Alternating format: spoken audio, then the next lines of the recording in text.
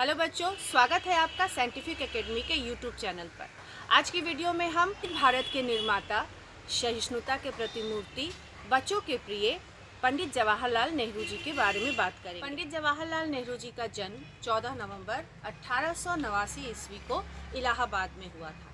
इनकी माता स्वरूप रानी और पिता मोतीलाल नेहरू थे। इनकी प्राथमिक शिक्षा घर पर ही हुई और घर पर प्राथमिक शिक्षा के बाद इन्हें आगे 15 साल की उम्र में पढ़ने के लिए इंग्लैंड भेज दिया गया। इंग्लैंड के हैरो स्कूल से इन्होंने अपनी स्कूली शिक्षा पूरी की।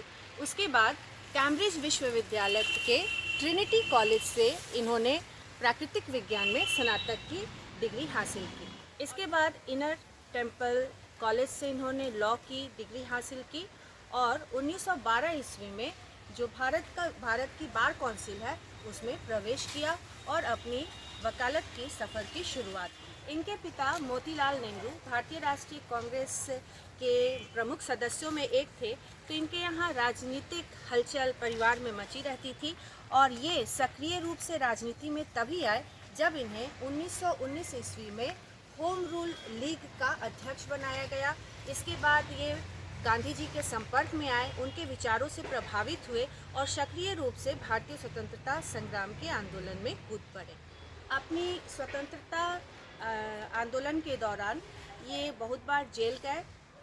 कुल मिलाकर इन्होंने अपने आयु में 9 बार इन्होंने जेल का सफ़र तय किया, जिसमें कि सबसे ज़्यादा समय इन्होंने अहमदनगर जेल में बिताया। वहाँ इन्होंने लगभग 2 साल का समय बिताया और वहीं इन्होंने भारत एक खोज, आत्मकथा जैसी किताबें लिखी, जो कि आज भी हमारे लिए काफ़ी महत्वपूर्ण स्थान रखता है। यदि सबसे कम दिनों की बात कहें तो इन्होंने सबसे कम दिन नाभा जेल में बिताया था, मात्र 12 दिन। इनके इतनी बार जेल जाने का कारण केवल सभा करना और इस कारण उन पर देशद्रोह का मुकदमा करना था।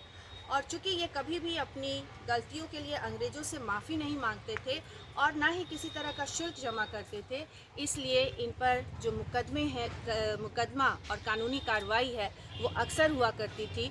और एक बार इनका जो कार था वो भी अंग्रेज़ों ने जब्त कर लिया, क्योंकि इन्होंने कोई जुर्माना देने से इनकार कर दिया था। जब देश आज़ाद हुआ तो ये हमारे देश के प्रथम प्रधानमंत्री बने और इन्होंने 17 वर्षों तक प्रधानमंत्री का पद संभाला। प्रधानमंत्री बनने के बाद भारत की चहुमुखी विकास के लिए इन्होंने योजना आयोग का निर्माण किया और पंचवर्षीय योजनाओं का निर्माण किया।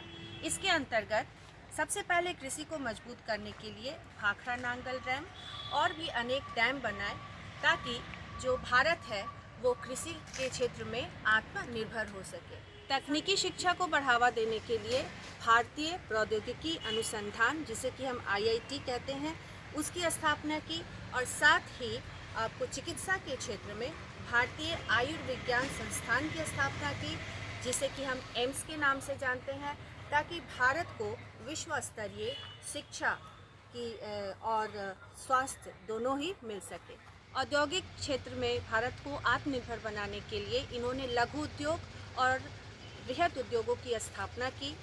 मुख्य रूप से स्टील प्लांट को लगाया गया। राउरकेला, भिलाई जैसी जगहों पर स्टील प्लांट की स्थापना की, क्योंकि जो स्टील है वही भारत के औद्योगिक विकास का आधार था।